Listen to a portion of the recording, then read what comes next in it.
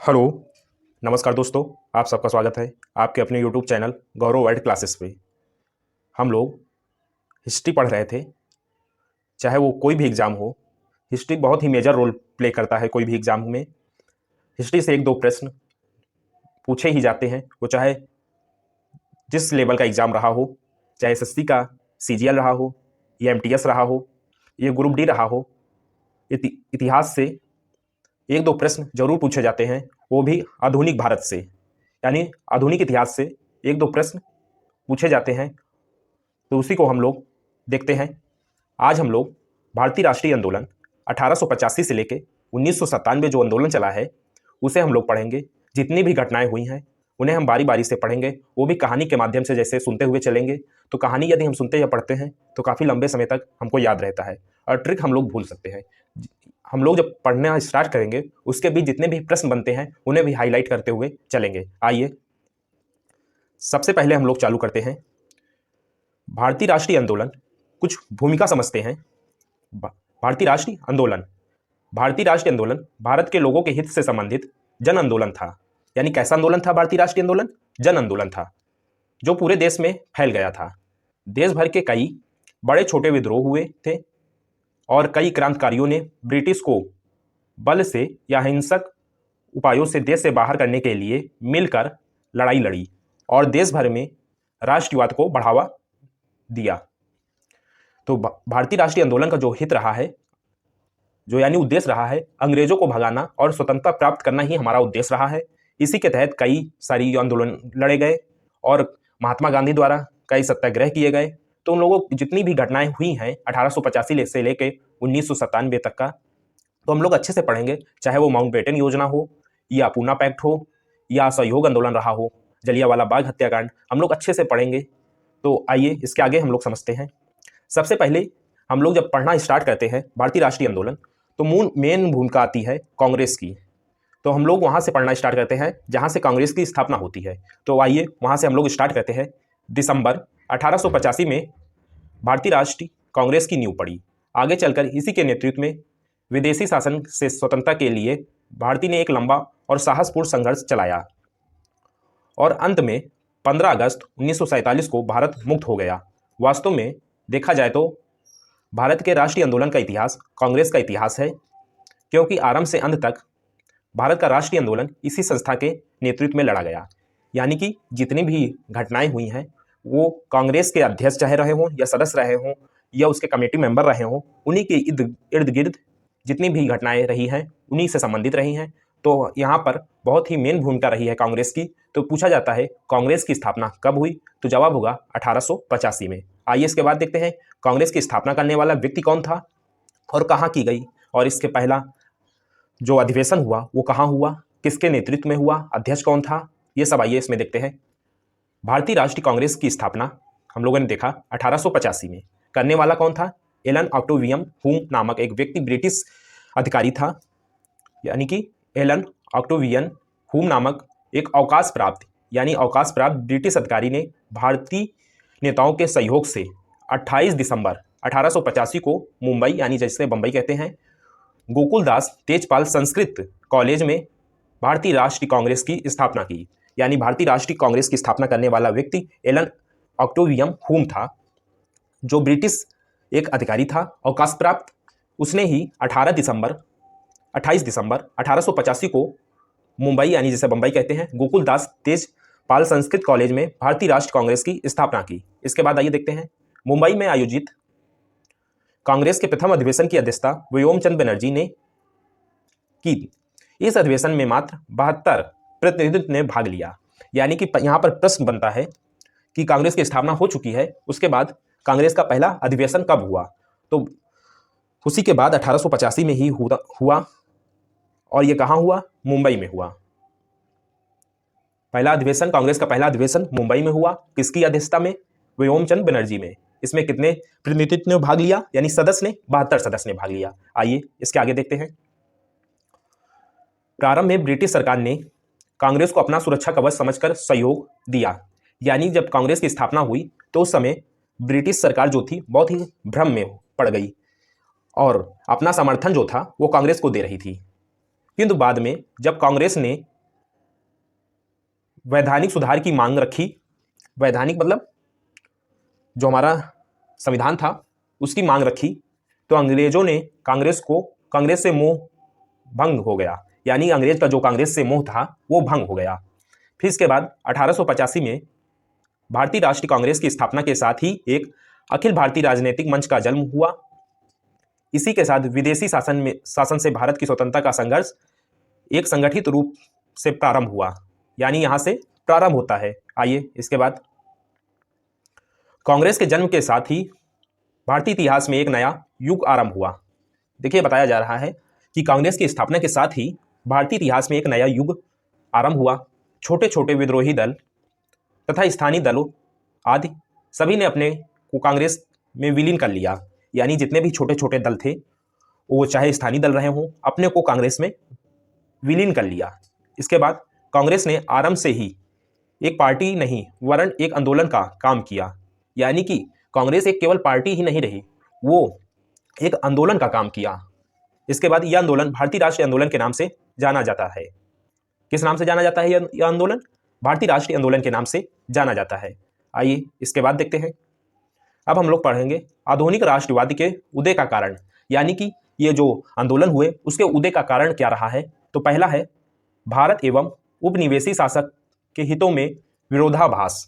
दूसरा रहा है भारत का प्रशासनिक, राजनीतिक और आर्थिक एकीकरण, यानी भारत का प्रशासनिक, राजनीतिक एवं आर्थिक एकीकरण कारण रहा है। इसके बाद पश्चात चिंतन तथा शिक्षा का प्रभाव, यानी शिक्षा का प्रभाव रहा है। इसके बाद प्रेस एवं समाचार पत्र की भूमिका, यानी कि प्रेस और समाचार पत्र की भूमिका, इसका मेन कारण रहा है राष्ट्रवाद के उदय का कारण। इसके बाद भारत के अतीत का पुनर्अध्ययन। इसके बाद मध्यवर्गीय बुद्धिजीवियों का अभ्युदय। इसके बाद तत्कालिक विश्वव्यापी घटनाओं का प्रभाव रहा है। और अंत में अंग्रेज शासकों की प्रक्रियावादी नीति एवं जाति अहंकार। अंग्रेज के द्वारा बनाई गई नीतियां थी, बहुत ही क्रूप नीतियां रही हैं, तो उन्हीं का मेन कारण बना, राष्ट्रवाद के उदय का कारण बना। आइए इसके बाद देखते हैं। भारतीय राष्ट्रवाद का पहला या आरंभिक चरण माध्यम दर्जे यानी नरम दल का चरण 1885 से 1905 भी कहलाता है। नरम दल के नेता थे WC बनर्जी, गोपाल कृष्ण गोखले, ये जो गांधी जी के गुरु थे, RC दत्ता, फिरोज शाह मेहता और जॉर्ज यूल, ये नरम दल के नेता थे। कौन कौन? WC बनर्जी, गोपाल कृष्ण गोखले, RC दत्ता और फिरोज शाह मेहता और जॉर्ज यूल जो थे, ये नरम दल, यानी कांग्रेस का दो दल था, नरम दल और गरम दल। हम लोग पहले देख रहे हैं नरम दल 1885 से लेके 1905 में। इसके बाद नरमपंथी नेताओं को ब्रिटिश सरकार में पूर्ण विश्वास था, यानी जो नरम दल के जो नेता थे उनको ब्रिटिश सरकार में पूर्ण विश्वास था और उन्होंने PPP मार्ग यानी कि विरोध प्रार्थना याचिका को अपनाया था। क्या अपनाया था? PPP मार्ग यानी कि विरोध प्रार्थना और याचना को अपनाया था नरम दल।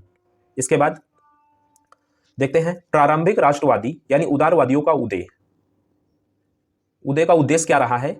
संवैधानिक दायरे में रहकर प्रदर्शन एवं सभाएं करना, यानी कि जो नरम दल थे उनके उद्देश्य क्या रहे हैं? संवैधानिक दायरे में रहकर प्रदर्शन एवं सभाएं करना। दूसरा था भारत के पक्ष में जनमत का निर्माण करना और तीसरा था इंग्लैंड में भारतीय पक्ष के प्रति समर्थन बढ़ाना और चौथा था भारतीयों को राजनीतिक शिक्षा देना। चौथा क्या था? भारतीयों को राजनीतिक शिक्षा देना और अंत में ब्रिटेन से भारत के राजनीतिक संबंधों को बनाए रखना, क्योंकि वह समय ब्रिटिश सरकार को प्रत्यक्ष चुनौती देने हेतु उपयुक्त ना था। समझे हम लोग? इसके बाद नरमपंथी राष्ट्रवादियों का योगदान, यानी कि जो नरमपंथी थे 1885 से 1905 तक का जो समय रहा है वो नरम दल का माना जाता है। तो उनके जो योगदान रहे हैं उन्हें देखते हैं। पहला था राष्ट्रीय आंदोलन को आरंभ किया एवं उसे संगठित किया, यानी राष्ट्रीय आंदोलन को आरंभ किया और बाद में उसे संगठित किया। दूसरा था निवेशित शासन की आर्थिक शोषण की नीति की निंदा करना। तीसरा था धन का निष्कासन सिद्धांत को लोकप्रिय किया। इसे अंग्रेजों का आर्थिक शोषणकारी चेहरा सामने आया। इसके बाद इसलिए इस दौर को आर्थिक राष्ट्रवादी का दौर कहते हैं। इनके कारण अंग्रेज को भारत में कई सुधार करने पड़े। इसके कारण जो अंग्रेज थे उनको भारत में कई सुधार, कई बदलाव करने पड़े। 1892 का भारत परिषद अधिनियम, पहला सुधार 1892 का भारत परिषद अधिनियम, फिर 1896 का व्यय सुधार आयोग, जिसे क्या कहते हैं, वेल्बी आयोग कहते हैं। इसके बाद समान प्रशासनिक सुधार हेतु अभियान चलाना, और उसके बाद भारतीयों के दीवानी अधिकारों की रक्षा करना। क्या योगदान रहा है? भारतीयों के दीवानी अधिकारों की रक्षा करना, और अंत में राष्ट्रीय आंदोलन को धर्मनिरपेक्ष रूप प्रदान किया। इसके बाद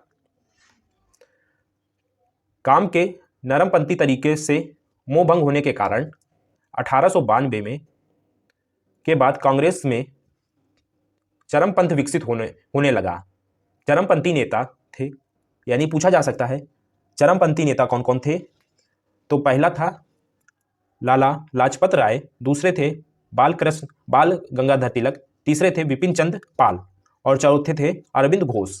यानी कि पीपीपी मार के बजाय उन्होंने आत्मनिर्भरता, रचनात्मक कार्य और स्वदेशी पर जोर दिया।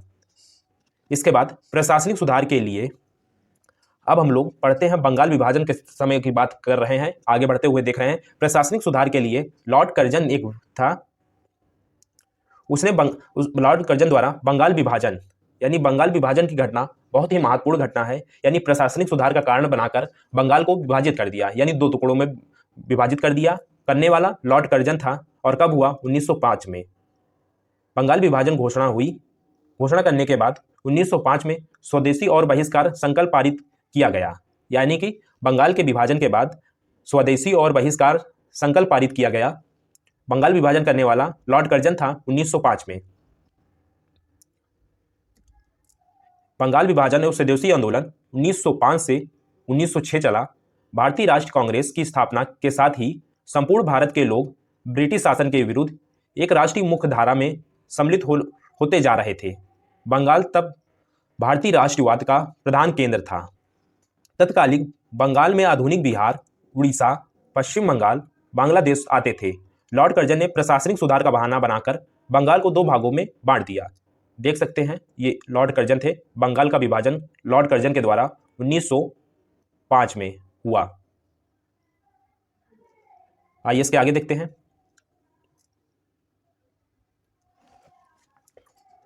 बंगाल विभाजन की सर्वप्रथम घोषणा कब की गई? 3 दिसंबर 1903 को की गई, या 16 अक्टूबर 1905 को लागू हुआ। यानी पूछा जा सकता है बंगाल विभाजन की घोषणा कब की गई थी? तो 3 दिसंबर 1903 को, और इसे पारित कब किया गया? 16 अक्टूबर 1905 को। राष्ट्रीय नेताओं ने विभाजन को भारतीय राष्ट्रवाद के लिए एक चुनौती समझा। यानी जो ये कर्जन के द्वारा बंगाल विभाजन किया गया, उसमें जो राष्ट्रीय नेता थे, एक क्या समझे? एक चुनौती, यानी कि राष्ट्रवाद के लिए एक चुनौती की तरह उन्होंने समझा। इसके बाद बंगाल के नेताओं ने इसे क्षेत्रीय और धार्मिक आधार पर बांटने का प्रयास माना।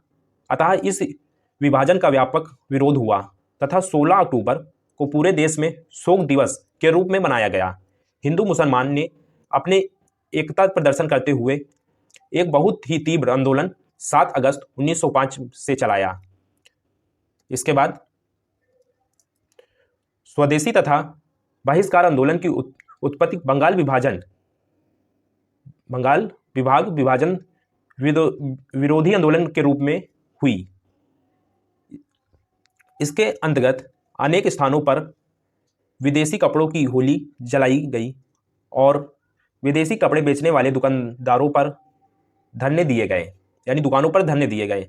इस प्रकार बंगाल के नेताओं ने बंगाल विभाजन विद्रोही आंदोलन को स्वदेशी और बहिष्कार आंदोलन के रूप में परिवर्तित कर इसे राष्ट्रीय स्तर पर व्यापकता प्रदान की।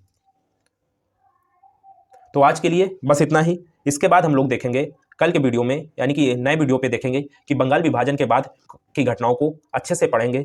बंगाल विभाजन की घटनाओं के बाद फिर 1919 का मेटोंगी चोइमफोर सुधार आएगा, उसे पढ़ेंगे, फिर जलियांवाला बाग हत्याकांड। तो फिर इसको आगे नए वीडियो में पढ़ते हैं। तब तक के लिए जय हिंद, जय भारत।